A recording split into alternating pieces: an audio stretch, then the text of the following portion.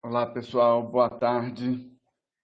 Vamos dar início à nossa web palestra de hoje. Como todos já sabem, as nossas web palestras estão voltadas todas para o combate ao Covid-19. E hoje a gente vai ter uma, uma palestra muito interessante, que é a atenção à saúde do recém-nascido no contexto da infecção pelo novo coronavírus. A gente está recebendo aqui no núcleo a minha colega Maria do Socorro, Avelino Gonçalves, que é pediatra e neonatologista, e vai poder então nos brindar com esse tema.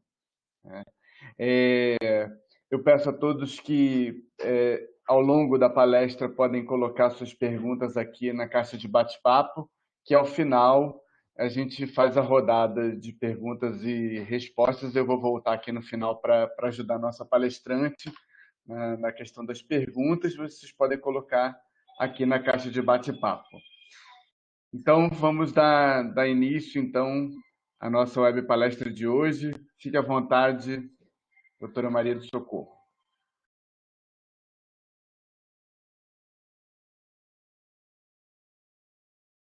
Olá, pessoal, boa tarde, tudo bem? É com prazer, né, que eu aceitei esse desafio, porque é um desafio, nesse momento, falar de coronavírus nessa população, que é a população neonatal, realmente é um desafio, né? Nós vamos entender mais ainda porque no decorrer dos slides, no decorrer que vamos passando os slides, né? Então, em primeiro lugar, eu gostaria de desejar, assim, saúde a todos nesse momento, tá bom? Que é o mais importante na atual conjuntura, né? Bem, quando a gente fala de coronavírus, quando a gente fala dessa doença, dessa pandemia, a gente pensa que de repente ela começou com aquele surto lá na China e de repente em março, né, em 11 de março, a Organização Mundial da Saúde já classificou como uma pandemia, né? Então, houve essa explosão dessa infecção pelo novo coronavírus e ameaçou e vem ameaçando o sistema de saúde e toda a sociedade do mundo, né? Porque a maioria, todos praticamente, não estavam preparados para isso, né? Então, no momento que não tem nenhum tipo de estratégia, né? Não tem tratamento específico para isso, nós temos que pensar que tudo que existe, quanto mais no nosso grupo, que a gente está falando de neonatal, né, do bebezinho, que o que fala a literatura, que geralmente se a Covid-19 ela se manifesta como uma síndrome gripal, os quadros podem ser leve ou assintomático, né, a gente tem que pensar que não se tem, na realidade, nada publicado, nada muito claro em relação ao período neonatal, né? Sim, se sabe que até o momento não foi identificado nenhum recém-nascido que tenha fechado o diagnóstico de uma infecção perinatal, né? O medo, o medo do mundo hoje é essa apresentação grave da doença, né? Que pode inclusive evoluir com choque séptico ou falência respiratória. Mas que no período neonatal, até o momento, ainda não tem nada muito claro sobre isso. Né? São mais de 1.000 artigos aí que estão sendo publicados, mas nada muito claro, nada muito específico para eles. Né? Nós não conhecemos, na realidade, o que acontece durante a gravidez, né? Nós não conhecemos o que acontece nessa área perinatal, nessa necessidade ou não de antecipar os partos, e nem sabemos o que vai acontecer no futuro. Né? A gente sabe que existe, que está dando assim uma, uma certa um certo enfoque para descobrir o que mais se teme no momento, que realmente são as complicações dos adultos, principalmente os adultos com comorbidade, que fazem parte do grupo de risco, até porque no período neonatal ainda não houve assim uma criança que tenha nascido e que tenha feito o diagnóstico, né, dessa infecção, né? Não tem infecção ainda comprovada, infecção cruzada, né? Tem essa infecção vertical, aliás, que eu quero dizer infecção vertical, e sim só infecção horizontal, que é quando essa criança tem contato com cuidadores ou com a mãe, profissionais até de saúde que contaminam essas crianças. Então, nesse momento que não existe nenhuma estratégia de tratamento específico, ou eficaz ou comprovada, né, a gente só precisa, na realidade, prevenir a transmissão, porque isso aí vai para todo tipo de faixa etária, né? E como também diminuir a taxa de novas infecções. É isso que a gente precisa saber, porque a gente está lidando com uma doença nova, com curso clínico pouco conhecido, né? E todas as recomendações que tem, até essa conversa que nós estamos tendo hoje, todos os tratados científicos, todas as recomendações científicas, até o momento, falam que são só em caráter provisório, né? Porque está havendo muito estudo, né? Vai surgir mais conhecimentos e novas informações, e tudo que há até hoje pode ser modificado. Então, por isso que a gente precisa ter muito cuidado e não estar alterando muito o que já se faz na neonatologia, na assistência do recém-nascido, né? Muito quando a gente nem ouvia falar de infecção comunitária, já havia aquela preocupação da equipe de saúde com a paramentação, com tudo mais, né? Agora não, que está na fase comunitária, realmente a gente precisa ter muito cuidado com a questão do fluxo, com a questão do distanciamento social, que é para poder fazer com que contenha essas transmissões de pessoa a pessoa e, consequentemente, transmitir e contaminar o nosso recém-nascido, né? Porque ele pode não, realmente ele não pode adquirir da mãe, mas se de repente ele pode adquirir de alguém que está fazendo aquela sala de parto, de algum cuidador, ou até mesmo de uma sala onde foi realizado um parto anterior, né? Desde que os cuidados não tenham sido tomados. Para a gente entender um pouco mais de recém-nascido, a gente precisa levantar o que seria um caso suspeito e um caso confirmado na gestante, tá? O caso suspeito, digamos, a gestante que tem um caso suspeito, é aquela sintomática, é aquela gestante que teve contato domiciliar com pessoas com síndrome gripal, por exemplo. Então, por isso é muito importante uma anamnese bem feita, né? Quando essa paciente, digamos, chega na unidade, quando ainda não tem um diagnóstico prévio. Já o caso confirmado na gestante é aquele caso suspeito ou provável com resultado positivo para a Covid-19, através do RT-PCR, que é o teste. E também tem o caso confirmado através do clínico epidemiológico, que é aquele caso suspeito ou provável com histórico de contato próximo ou domiciliar com caso confirmado laboratorialmente para a Covid-19, que apresente febre ou pelo menos um dos sinais respiratórios nos últimos 14 dias após o contato e para o qual não foi possível realizar a investigação laboratorial específica. Então, se tem epidemiologia também, essa mãe já entra como caso suspeito ou provável, né? Por isso que é importante muito a anamnese. No recém-nascido, os casos eles também se dividem. Tá sem som.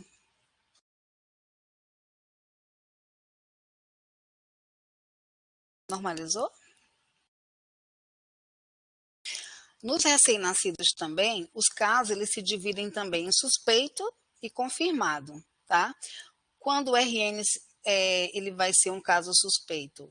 É aquele recém-nascido de mãe com histórico de infecção suspeita ou confirmada de Covid-19, entre 14 dias antes do parto e 28 dias após o parto, porque a gente sabe que o período neonatal compreende, então, até 28 dias, né, após a idade, após o nascimento, quando o bebê já nasce, né, com a idade pós-conceptual de 40 semanas, quando ele nasce a termo, né?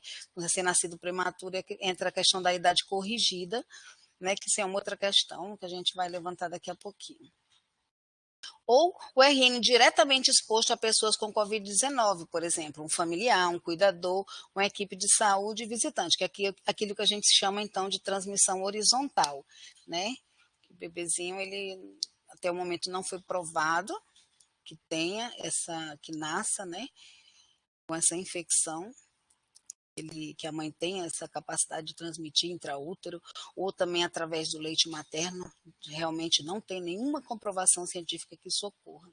Mas transmissão horizontal, sim, isso aí já existe relatos de casos dessa natureza. O caso confirmado é aquele bebê que tem um resultado positivo para a Covid-19 e o teste é o RT-PCR, tá? E as amostras são do trato respiratório com coleta de suave. É uma amostra de cada nasofaringe e uma amostra da cavidade oral, sabendo que esse exame ele tem que ser bem feito, bem minucioso, porque se pegar muito na frente, só saliva realmente não vai dar para identificar.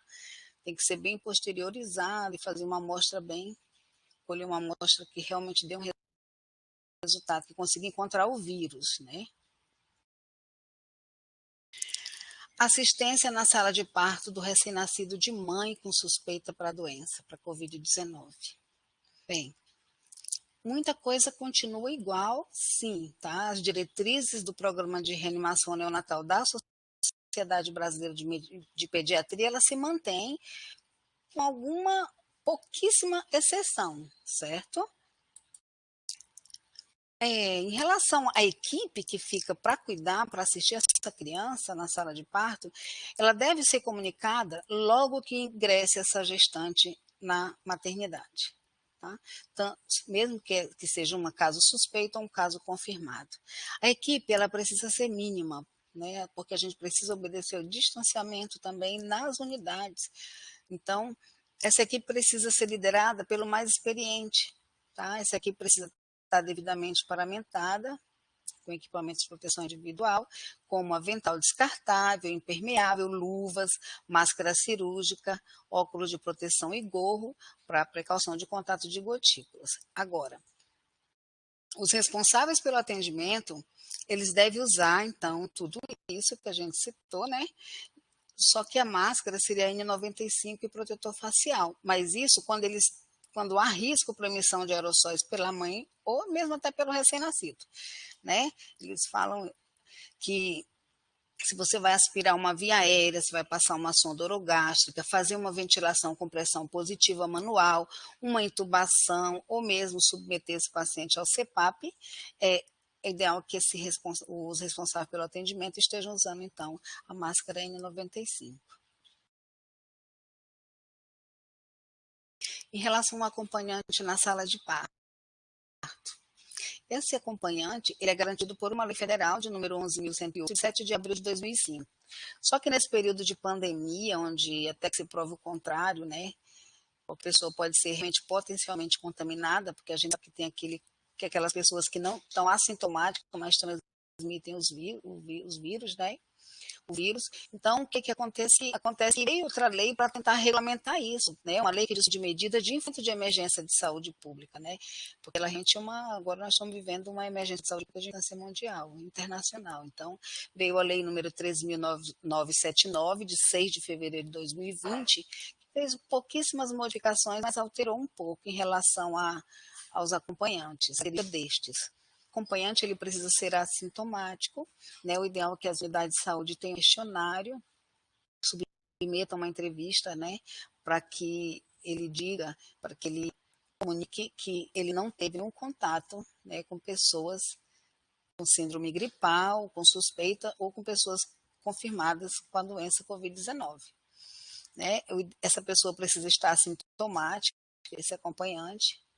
Agora, se colocou idade nessa lei, né? É entre 18 a 59 anos que é permitido, que essa pessoa não pertença ao grupo de risco para morbidade de doença e aquilo que eu já havia falado, sem contato domiciliar com pessoas com síndrome gripal ou infecção respiratória comprovada, né?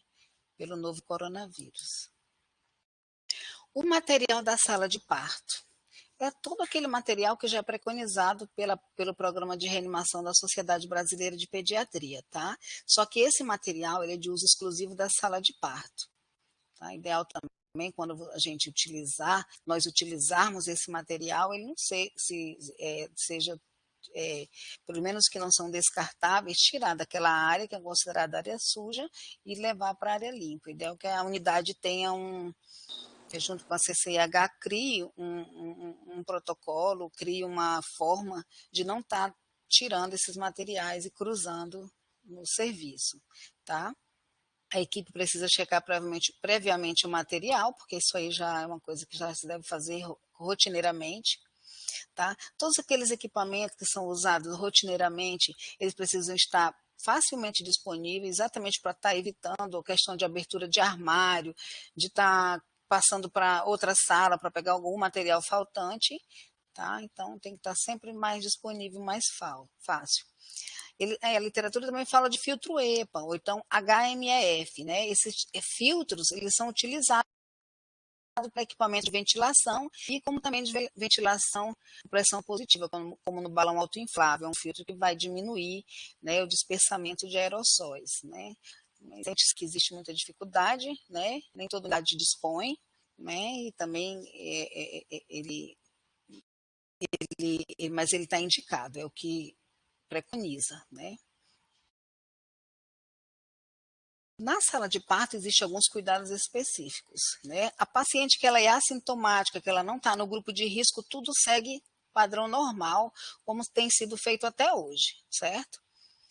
Já naquela parturiente sintomática, ou que tenha contato domiciliar com pessoa com síndrome gripal ou uma história comprovada pelo novo coronavírus, o neném nasce, tá? E o clampeamento do cordão umbilical, ele continua sendo oportuno, tá? Deve ser mantido, ou seja, o recém-nascido a termo de 1 a 3 minutos e o prematuro de 30 segundos a 60 segundos. Então, mantenha o clampeamento umbilical oportuno, certo? O recém-nascido, ele pode ser secado com o cordão intacto, tá? O que a gente não está realizando atualmente nessas parturientes é o contato pele a pele, né? Isso é o que está preconizado agora no momento. Não realizar o contato pele a pele. Tá? Essas crianças não há necessidade alguma de dar banho, então mantém, né, a questão de que se não se banha o recém-nascido ao nascer. E a amamentação, olha gente, mesmo naquelas parturientes sintomáticas, mesmo aquelas que têm diagnóstico e tudo, ela precisa ser estimulada, tá? Claro, o neném nasce, você vai adotar umas medidas de higiene, de limpeza, né, para prevenir essa contaminação do recém-nascido, né?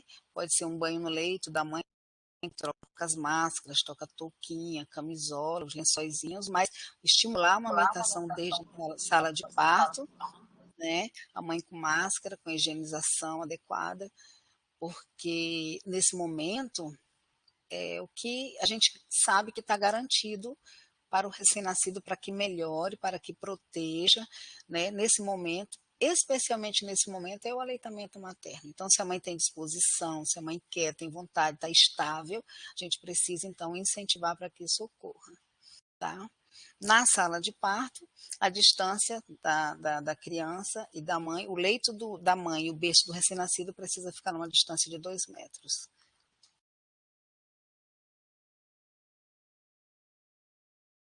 O transporte. O transporte dos recém-nascidos, considerado caso suspeito, deve ser realizado na incubadora de transporte, para a unidade neonatal ou para o alojamento conjunto, certo? Nada de levar o nenenzinho na mão, tem que ser na incubadora de transporte, porque é uma proteção a mais.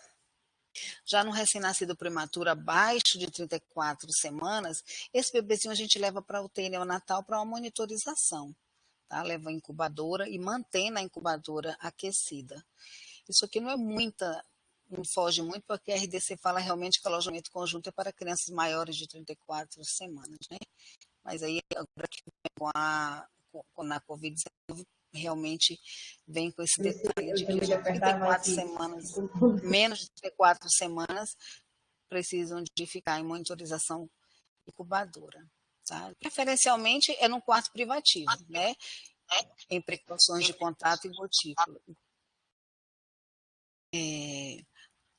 Todo aquele procedimento que o profissional vai realizar, se de repente são procedimentos que geram aerossóis, como intubação traqueal, a coleta de suave, uma aspiração de vias aéreas, né, uma aspiração de cânula orotraqueal, ou também os pacientes que estão em ventilação não invasiva com pressão positiva e cânula de alto fluxo, ou mesmo catéter nasal, quando você vai manipular, realmente a máscara é N95 ou PFF2.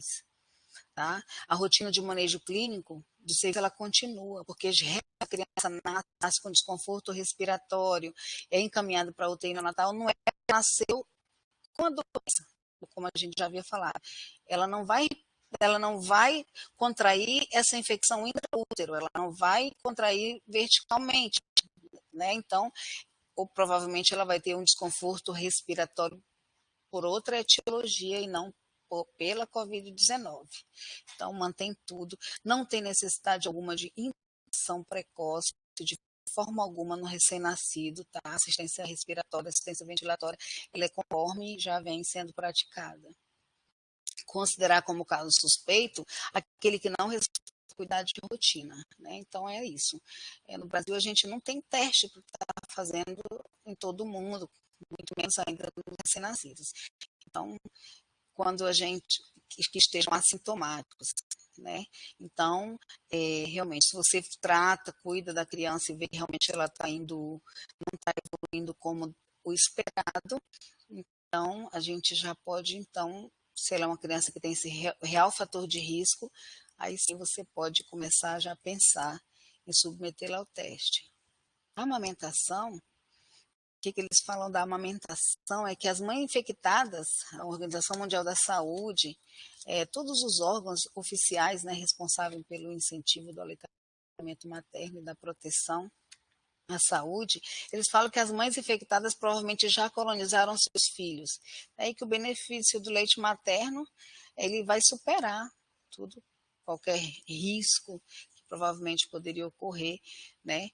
Não existe de forma alguma que se conseguiu ainda identificar o vírus no leite materno, certo? Então, realmente, é a forma, né? É a forma como você vai manipular a criança, como você vai pegar nesse bebê, né?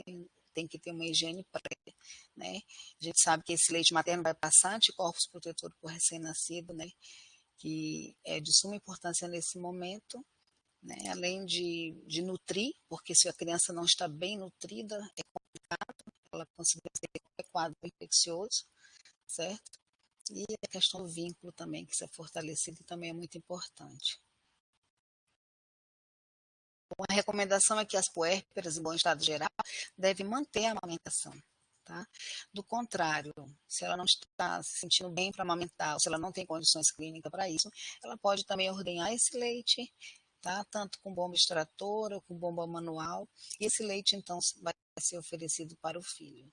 Certo? Geralmente a gente usa ou a colherzinha, ou a xícara, ou o copinho, que é para não, depois quando a mãe tiver condições de amamentar, a criança já não esteja, receba, né, o seio materno, a bocanha de uma forma mais favorável do que se oferecer chucas, mamadeiras, que aí fica mais assim, eles podem estar então fazendo confusão de bico e não aceitar bem a princípio logo o peito. Então, o ideal é que seja oferecido através do copinho, de colher.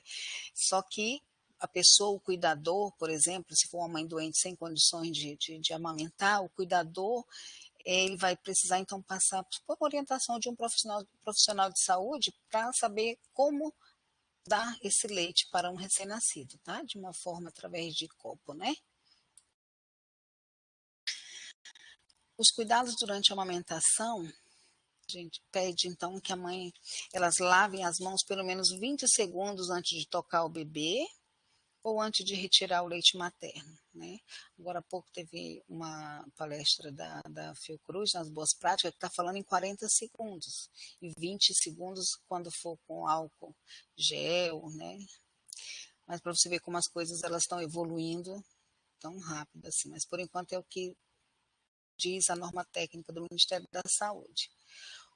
A mãe precisa então usar uma máscara facial, cobrir completamente o nariz e boca durante as mamadas, né? Evitar, durante as mamadas, ela evitar então tossir, evitar ficar falando, né? Durante a amamentação, para risco de essa gotinha, né, sair em cima da criança. A máscara deve ser imediatamente trocada em caso de tosse ou espirro, tá? E toda vez que a mãe for amamentar também, é uma nova máscara, limpinha, né? Orientações para o alojamento conjunto. Quando a mãe ela é clinicamente estável e o recém-nascido é assintomático, o regime de alojamento conjunto ele pode ser mantido, tá? Agora, a mãe com suspeita clínica ou confirmada da Covid-19, sugere-se uma acomodação preventiva com o recém-nascido, tá? Então, deve respeitar o distanciamento de 2 metros entre o leito da mãe e o berço da criança. Né? Se eles estão clinicamente bem, o bebê está saudável, a mãe está bem, evoluindo bem, pode respeitar. A alta não deve ser postergada além de 48 a 72 horas, certo? E essa criança ela vai continuar sob observação no domicílio, né? Por 14 dias.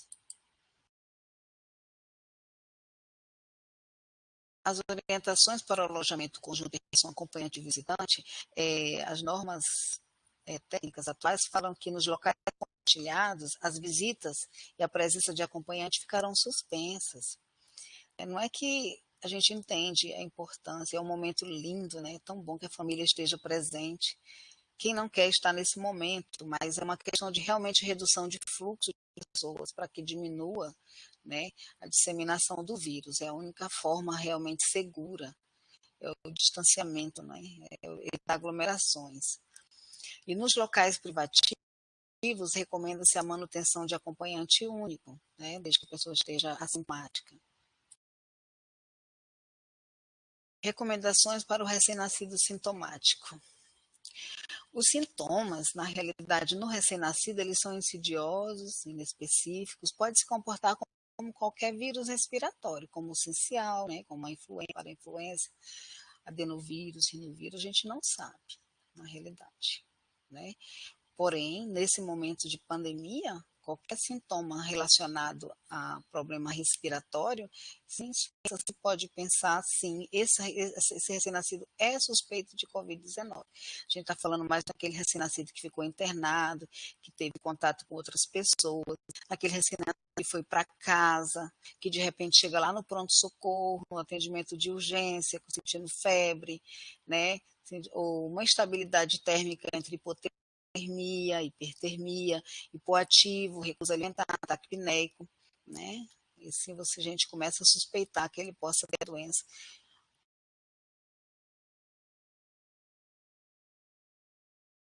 No raio-x de tórax, a gente consegue observar uma opacidade em vidro fosco unibilateral, múltiplas áreas lobulares ou subsegmentares de consolidação.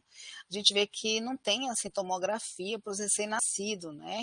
É uma coisa que a gente precisa evitar, não quer dizer que não faremos em todos, claro que vai ter algum que possa precisar de fazer uma tomografia, mas que geralmente através dos achados epidemiológicos e do exame físico, no próprio raio-x de tórax já pode levantar uma grande suspeita de que ele possa estar com a doença. O alto risco de infecção dessa criança pela Covid-19 são crianças que estão no leito familiar ou com familiares ou com cuidadores diagnosticados pela Covid-19. Contato próximo com alguém com infecção provável confirmada ou contato próximo com alguém com pneumonia de causa desconhecida. Então, esses recém-nascidos que têm contato com esse grupo de pessoas, eles têm alto risco de infecção da doença. A comprovação diagnóstica é quando o resultado do exame RT-PCR é positivo, tá? Então, se faz colhe essas amostras do trato respiratório com coleta de suave. No Brasil, por enquanto, o material é só para o recém-nascido sintomático, aquele recém-nascido que tem sintoma respiratório, tá? Que está configurado o caso suspeito, que tenha vínculo epidemiológico materno na comunidade, e nos casos de readmissão, ou seja, aquele recém-nascido que teve alta, foi para casa, e aí pode ter tido contato, né, com alguém que possa ter transmitido. Então, se tem sintoma respiratório, esse bebê ele entra no critério para realizar o teste.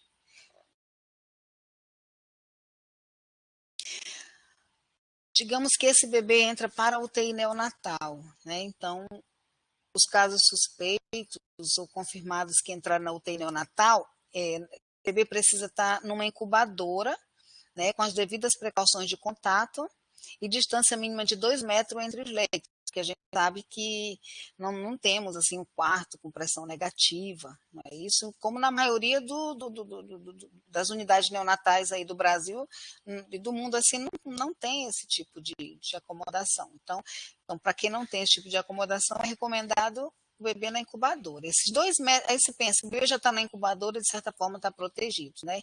Ele não está dispersando, né, as gotículas. Mas a gente precisa ver também que os cuidadores, eles precisam estar ao lado desse dispositivo para fazer assistência. Então, 2 metros garante, dá uma segurança, inclusive, para uma boa assistência. Precisa ter cuidados na homeostase geral do paciente, cuidado de alimentação, de nutrição, sempre preconizando o uso do leite materno, pelos benefícios nesse momento, principalmente pelos benefícios imunológicos que ele concede, e monitorização contínua.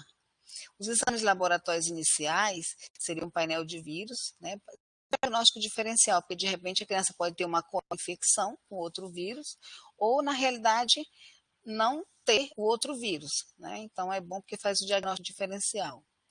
O hemograma, hemocultura, proteína C reativa e provas da função hepática. Algum exame a mais, aí fica a critério do serviço, né? Aquele que já tem um protocolo de outro exame no ingresso. Ele tem sintoma respiratório, então faz uma radiografia de tórax, não tem necessidade da tomografia, enfatizando, se dá o suporte respiratório. Se existe uma co-infecção bacteriana, se inicia antibiótico, senão também não há necessidade, né? E sempre que for fazer qualquer procedimento invasivo, né, ou que for fazer um atendimento fisioterápico, ou um cuidado intensivo, cuidado mais intensificado, com passagem de sonda, administração de surfactantes, você vai usar a máscara N95 ou PFF2 e também o óculos de proteção. A aspiração da cânula urotraqueal desse paciente que está na UTI neonatal, preferencialmente precisa ser com o sistema fechado. Certo? O diagnóstico de síndrome do desconforto respiratório agudo neonatal, a gente começa a pensar no quadro clínico em geral, se aquele quadro é respiratório de início agudo, né, no recém-nascido com infecção suspeita ou confirmada, né, pelo teste, que é o RT-PCR. O quadro respiratório, a gente precisa diferenciar bem se não vai ser realmente uma síndrome do desconforto respiratório, que é a doença da membrana hialina, um ataque pneumonia transitório, alguma malformação. Não deve decorrer disso. A gente tem que fazer os diagnósticos diferenciais, nem tudo pensar que tudo agora é coronavírus, porque realmente as outras doenças já existiam. A prematuridade também já existia, então já existem outras patologias que causam desconforto respiratório no recém-nascido. Né? Então, no raio-x, se houver uma presença de opacidade ou infiltrado irregular, difuso bilateral ou uma opacificação assim completa dos pulmões, né, como se fosse um edema pulmonar, se não for explicado por nenhum exame local, por um STR, por um ataque transitório do recém-nascido, uma anomalia congênita, aí você já pode realmente fazer também o diagnóstico diferencial com a persistência do canal arterial. Você pode, inclusive, pedir o ecocardiograma, que é para poder afastar também esse diagnóstico.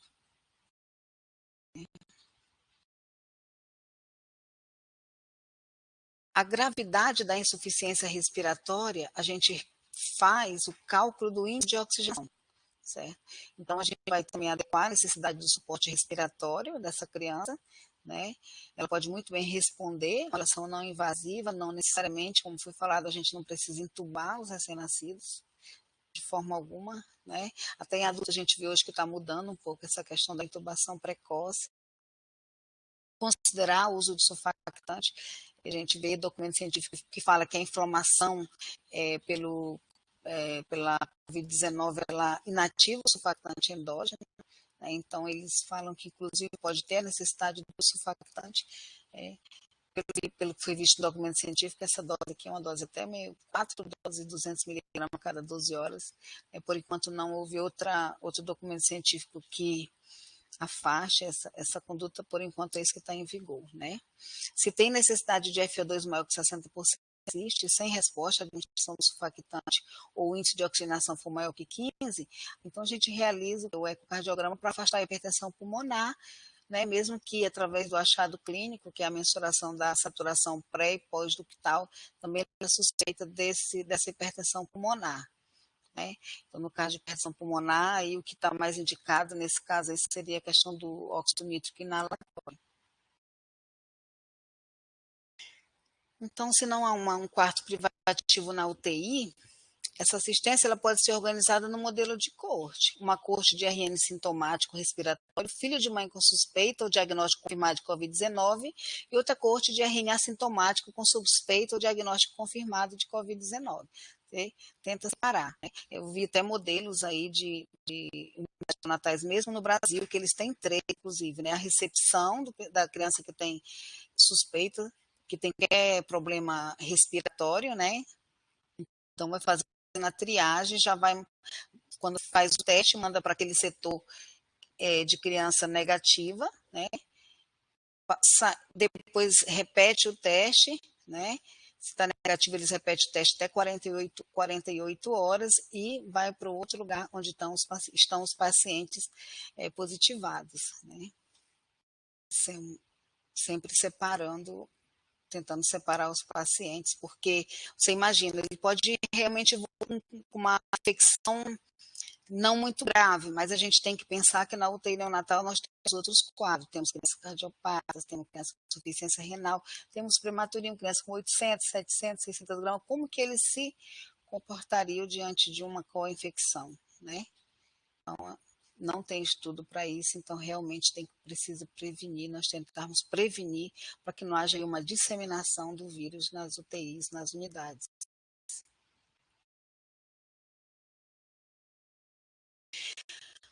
As orientações para a unidade neonatal, né? A unidade neonatal que corresponde à UTI neonatal, a unidade de cuidado intermediário e a unidade de cuidados intermediário canguru, são unidade de cuidados intermediários convencional, né, que é o 5. Então, a mãe e o pai sintomático ou contato domiciliar de pessoas com síndrome gripal, ela não deve entrar na UTI e na UCI, tá? Até que o período de transmissão tenha se encerrado, que geralmente é 14 dias, né? Triagem diária para sintomatologia respiratória e síndrome gripal para pais e mães que visitam bebês na UTI e na U5, né, que é a unidade de cuidados intermediários convencional. A mãe sintomática ou contactante não poderão ser encaminhadas à unidade canguru, até que se tornem assintomáticas e tenham passado o período de transmissibilidade da doença. Porque a gente sabe que na unidade canguru os bebês ficam em berço, né? Não ficam incubadoras, ficam em bercinho, tem outras mães também. Então, o ideal é que a mãe sintomática e contactante não, só passar esse período, elas podem ficar assim na unidade canguru. Existe uma orientação geral em relação ao estresse psicológico, ele é muito grande, não só da família, mas também nós profissionais, né? Nós estamos vivendo assim uma era de extrema preocupação, tudo. Então, o ideal é que seja então acionada essa equipe multidisciplinar da unidade, onde seja envolvido o assistente social, o psicólogo, né? E ajude tanto os pais como a equipe assistencial, né? A equipe também está precisando de apoio nesse momento. Os pais sintomáticos impossibilitados de visitar o recém-nascido internado, nesse momento está sendo autorizado então essas informações telefônicas ou virtuais, né? Então, o ideal é que a equipe mantenha esse contato com a família, porque imagina o que eles passam, né? Estar com a doença, estar afastado e não saber o que está havendo, né? Isso é muito complicado nesse momento. É hora de realmente darmos as mãos e ajudar mais ainda essa família a vencer esse momento difícil. Quando eles estão impossibilitados, eles podem também nomear uma pessoa, tá? Para receber essas informações, né? Essa pessoa tem que entrar naquele critério de pessoas não contactantes. Critério para alta hospitalar. O recém-nascido ele precisa ter uma estabilidade clínica para receber a alta, sem distermia, há pelo menos 3 dias e sem sintoma respiratório. A radiografia dele também precisa estar sem alterações.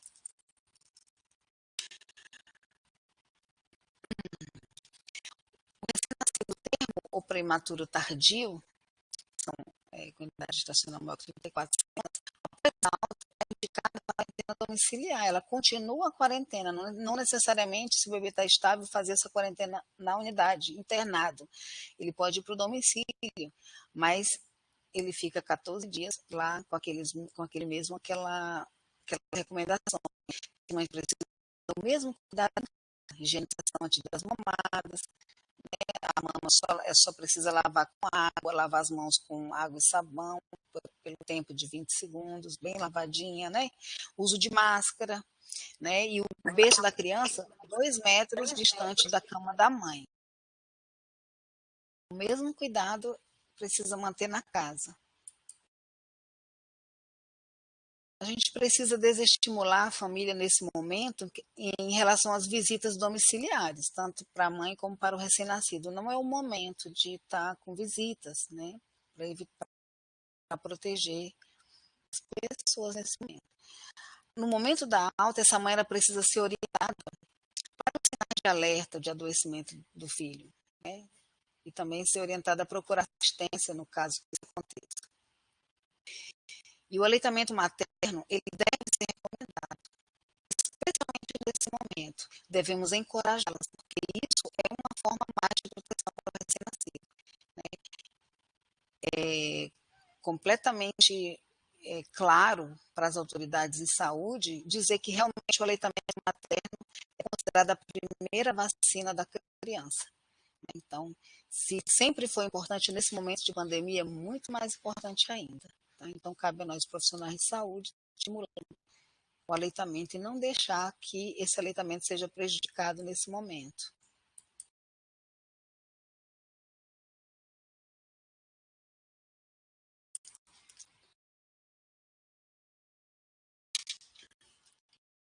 Pessoal, vamos.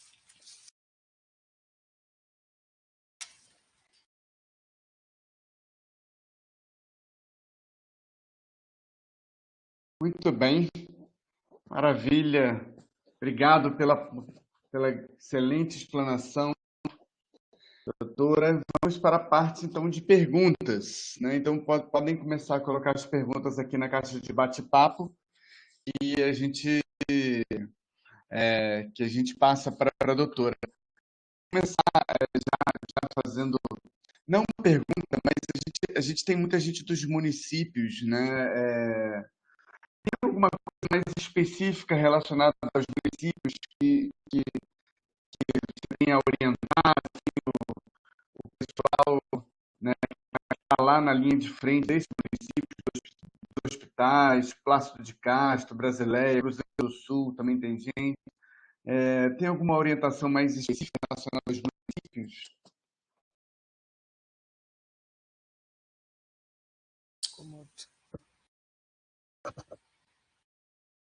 Tá, não consegui. Tá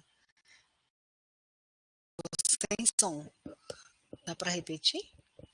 Ah, Orientação específica?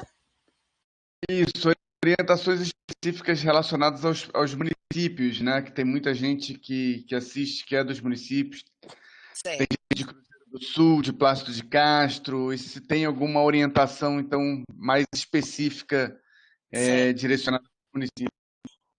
Sim. A mensagem que precisa é: não tenham medo de contrair coronavírus do recém-nascido.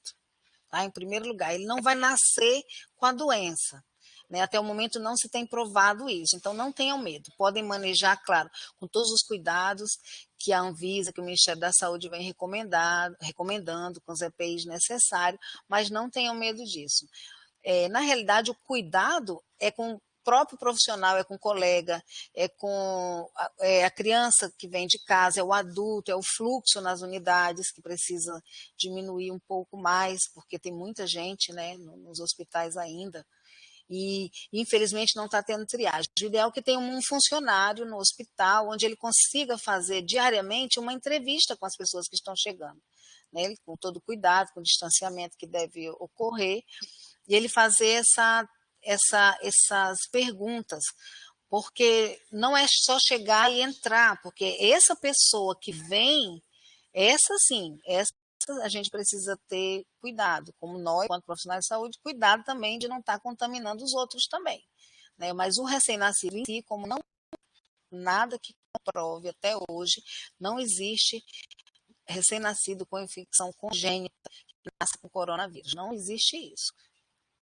Ele pode, depois de contato, assim, não existe a transmissão que é chamada transmissão vertical, mas depois do contato, sim, que aqui é a transmissão horizontal. Aí sim ele pode desenvolver a doença.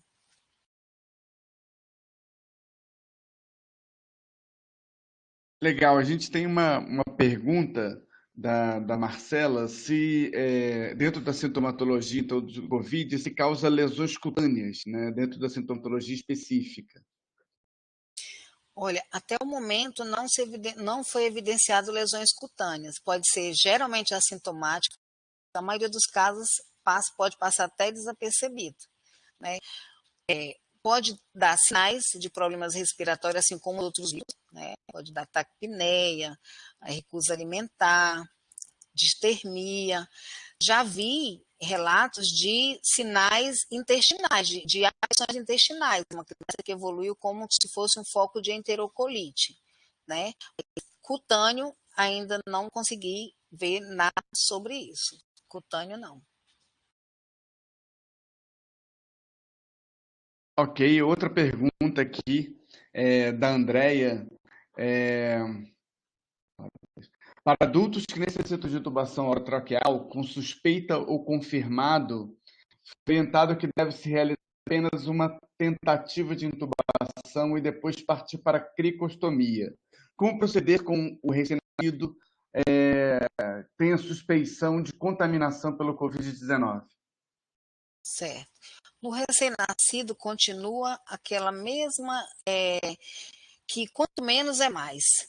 Tá? Se nós pudermos evitar a intubação, se ele responder bem uma ventilação não invasiva, que é um CPAP convencional, ou mesmo um CPAP com frequência, muito melhor do que fazer uma intubação. Por quê? Porque existe intubação profilática no recém-nascido, né? Outra, ele vai sendo submetido a pressões e a volumes grandes. O pulmão faz muito melhor do que o respirador. Então, para evitar, inclusive, que ele tenha alguma complicação com essa intubação, com essa ventilação, com já relatos de crianças que foram intubadas, apresentando hemotóxicos, né, e as complicações é preciso evitar, até porque tem sequelas do oxigênio na criança quando não está indicado, né? Então, não é bom, não existe nenhum momento, hoje ainda não se preconiza, não em nenhum lugar de que tenha que se entubar o recém-nascido, tá? Ele responderia muito bem a uma ventilação não invasiva. Claro, se for necessário entubar, vai ser a necessidade dele, mas não que seja um protocolo, algo que precisa adiantar essa intubação, que seja precoce, que ele vai se beneficiar disso. Não vai.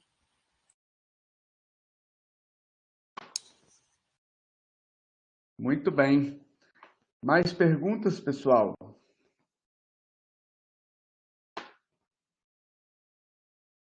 Doutora, podia aproveitar que o pessoal ainda está digitando aqui, fala um pouquinho do contexto, como tá os tempos atuais lá na maternidade, no Hospital da Criança, como é que tá atualmente a situação por lá? Bem, na maternidade, responder bem essa parte de unidade neonatal, que é o que eu conheço melhor, Hoje, aqui em Rio Branco, né, nós temos uma criança que nasceu prematura, parto cesárea, mãe com diagnóstico, com sintomas internada. A criança está evoluindo muito bem, ela realmente ainda não foi para casa devido à prematuridade, uma intolerância alimentar, mas ela está evoluindo muito bem, sem sinais clínicos nenhum para o desenvolvimento da doença. Tá? E na maternidade nós também tivemos um caso de uma mãe que ela evoluiu com sintomas respiratórios e foi confirmada, essa mãe precisou ser afastada temporariamente até que ela melhore das sintomatologias, que melhore, que faça o teste, que é negativo, e ela vai voltar para o convívio com a criança que está internada na unidade canguru. Por enquanto, começou a chegar, começa assim, de repente pode tem muito mais casos, e aí por isso que surgiu essa preocupação, né, da CESACRE em tentar falar um pouco de uma coisa que ninguém sabe muito, mas que é importante essa troca, né, de conhecimento, essa troca, essa conversa, porque imagina que até aqui onde tem residência médica, surgia até aquelas dúvidas, é para banhar a criança, né, pode, inclusive já vi até post falando de amamentação cruzada, isso não existe de forma alguma. De forma alguma, o aleitamento materno ele é preconizado, o leite da própria mãe para o seu filho. Tem que manter isso, a gente tem que levantar essa bandeira, não deixar que prejudique, muito menos nesse momento. Porque o que vai ainda mais proteger essa criança, ou ainda o que está garantido, o que ainda consegue se comprovar, é o aleitamento materno. Então a gente tem que defender muito e levantar essa bandeira. Mesmo aqueles internados na unidade neonatal, né? Porque eles recebem por sonda, né? Então, nem todos podem ir nascer e mamar, mas eles podem receber através da sondinha o leitinho da mãe.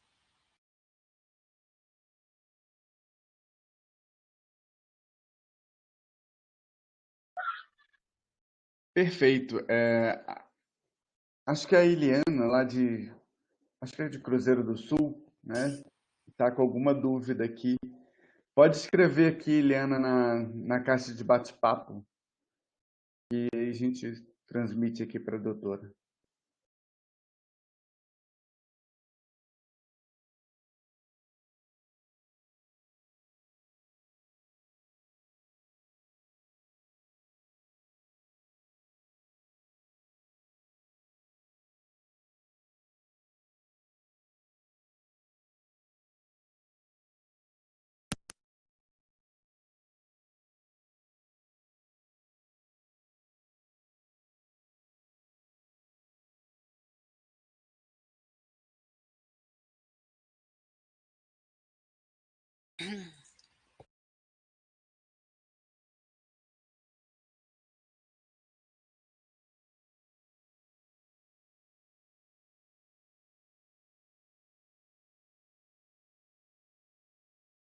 Perfeito. Então, a dúvida aqui. Poderão ser recebidos dentro da UTI neonatal, UCI neonatal, RN suspeitos ou confirmados? Ou é necessário preparar sala específica para receber esses casos? Então, não existe sala específica para isso. O ideal é que no momento ele esteja no quarto privativo, certo? Nesse quarto privativo, tem que haver distanciamento de leitos. O que eles falam, a gente realmente não vai conseguir, né? Mas precisa dessa assistência. Se, falando no ideal, a gente vai querer então um quarto com pressão negativa e tudo mais, mas não temos. Então, ele recomenda para quem não tem, colocar o neném na incubadora e manter o distanciamento. Pode receber o bebê, sim, né? Pode receber, desde que tenha o distanciamento entre os leitos, desde que a equipe que vai cuidar desse recém-nascido esteja devidamente paramentada. É o cuidado de qualquer infecção viral. Né? Nós, da UTI neonatal, morremos de medo de receber o quê? O essencial respiratório. Todo ano a gente sofre nessa época de janeiro a maio com a entrada de crianças com desconforto, com quadro viral, que pode disseminar na UTI. Então, o medo continua. Então, o cuidado que nós tínhamos antes agora precisa ser redobrado. Se antes precisava isolar, agora mais ainda precisamos sim isolar, porque é um vírus de natureza completamente estranha, a gente não sabe como ele se comporta com os recém-nascidos, não sabe como que ele vai agir, como que vai sabe-se que ele pode disseminar e a gente lá nós temos patologia de diversa natureza. Então o que a gente não quer é isso, que haja uma disseminação grande do vírus no local. Então o ideal é um quarto privativo e com leito, com distanciamento entre 2 metros de um leito para o outro. O bebê dentro da incubadora, que já favorece um isolamento também. E de preferência, colocar o sintomático respiratório próximo, né? Principalmente os que vêm de casa, porque às vezes são pessoas com poder aquisitivo muito baixo, que andam ônibus e tudo mais, então são pessoas que realmente estão potencialmente contaminadas, ainda mais que são sintomáticos. Deu para responder? Sim, vamos lá. Pergunta do Francisco. Boa tarde. As rotinas de puericultura e puericultura odontológica estão mantidas aí no seu estado, nas UBSs, nas unidades básicas, ou mudou alguma coisa? Mudou. Nesse momento, mudou um pouco, mas agora está começando a sair uma ordem aí governamental para começar o atendimento de forma mais gradual, né? Mudou um pouco, mas é claro, existe postos de saúde que estão atendendo, mas não naquele volume de antes, né? Diminuíram muito, muito as consultas. E o que chamou também muito atenção é que também diminuíram as infecções respiratórias, né? Com a questão do isolamento, com a questão da quarentena, diminuiu. Ano passado, a quantidade de crianças que nós internamos na UTI neonatal foi assim, impressionante nesse período. E até o momento nós não recebemos crianças com o diagnóstico de infecção respiratória. Se você passa nos pronto-atendimentos, diminuiu muito, porque é isso, infecção respiratória é contato. Não está havendo muito esse contato. Então, caíram as incidências, diminuíram muito, muitos casos, inclusive de internação em UTI por complicação. Legal. A Eliana Farias manda outra dúvida. A cesariana ainda é a via de parto mais apropriada para evitar a contaminação do RN? Não se fala na cesariana como uma via de parto favorável, né? Não tem nada documentado sobre isso, nada não. Evolui o parto normal, o parto natural da mesma forma, tá? Não tem nada comprovado e nem se falou nisso, assim, que eu tenha tomado conhecimento, que nesse caso a mãe precisa ser submetida à cesariana.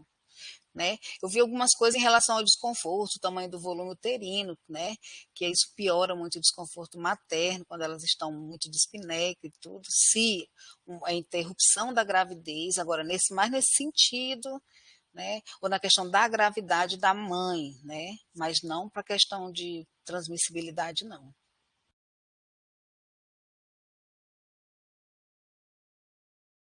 Legal, pessoal aí agradecendo, Maria dos Anjos, a Andréia, a Dene coloca que suas pacientes Cecília e Sofia Brasil estão mandando um beijo.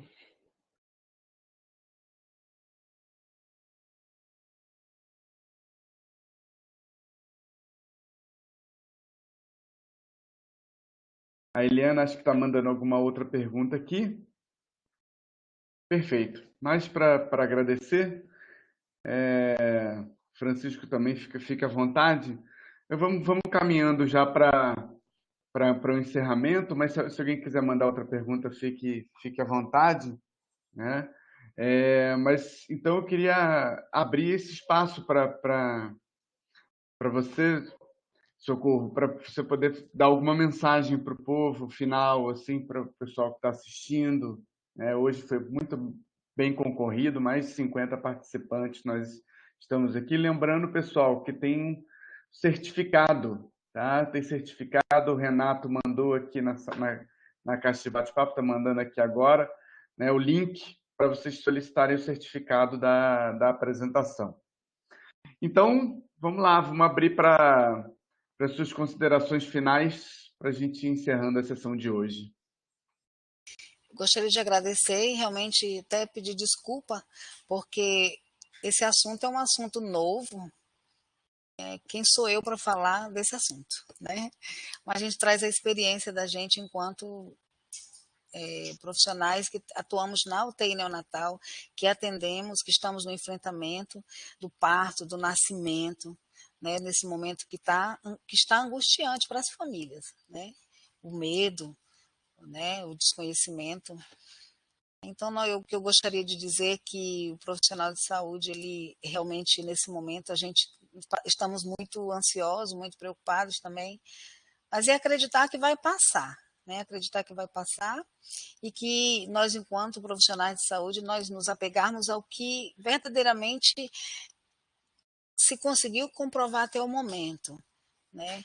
A gente não está lançando mão de coisas que não existem, criar coisas mirabolantes para que a gente consiga proteger o nosso recém-nascido, as famílias, né? Você vê, tem até vídeos circulando, vídeos de como fazer intubação, clampeando cânulas orotraqueais. Imagina a quantidade de asfixia que isso poderia provocar. Não tem nada provado que isso é correto, né? Então, é assim, o Ministério da Saúde, através de suas notas técnicas, tá aí os sites, hoje em dia, com essa comunicação. Imagina como foi em 2018, naquele surto que morria tanta gente, o que eles não sofreram, né? Hoje a gente já tem essa facilidade da comunicação. Então, a gente procurar ler, procurar realmente seguir os protocolos que estão validados, não porque o perigoso eu acho que o vírus também é muito perigoso, mas a iatrogenia também, ela anda junto, é meio perigoso também. Então nós, enquanto profissionais de saúde, temos que ter muito cuidado e lutar. Lutar para quem cuida de recém-nascido, defender o aleitamento materno, defender a questão familiar do vínculo, né? Passar o que a gente consegue passar, que é a segurança, né? A segurança de lidar com esses pacientes, não nos contaminarmos e tampouco contaminar nenhum paciente, né? Então, isso seria uma grande dádiva, a gente sair dessa com essa vitória, já seria muita coisa.